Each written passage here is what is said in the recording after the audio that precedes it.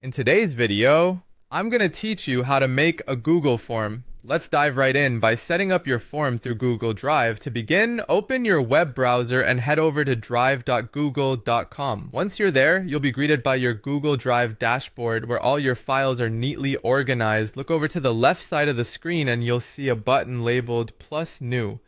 Click that, and from the menu that appears, select Google Forms. This choice opens up a blank form in a brand new tab, all ready for you to customize. Alternatively, if you prefer, you can go straight to forms.google.com and start a form from there. Now, let's talk about giving your Google form a title, which is an important initial step. In the upper left corner of your blank form, there's text that says Untitled Form. Click on that text to edit it. Here you can type in a title for your form. For instance, you might want to name it something like Customer Feedback Survey. In addition to your title, you can add a form description right underneath if you'd like to provide further context or instructions for the respondents. This step can help set clear expectations and guide your audience, but it's completely optional. One of the great conveniences of Google Forms is that you don't need to worry about saving your work manually.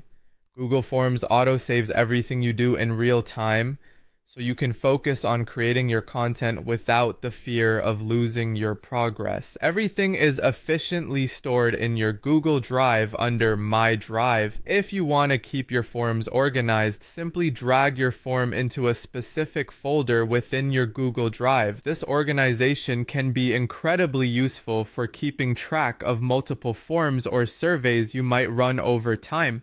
Once your form is set up, it's time to share it and start collecting those all-important responses. To do that, click on the Send button located at the top right of the form.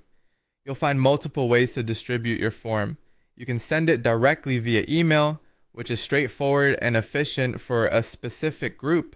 Alternatively, you can generate a shareable link. If it's quite long, there's a handy checkbox option to shorten the URL, making it much easier to share. If you have a website, there's also an embed code available, letting you seamlessly integrate the form there.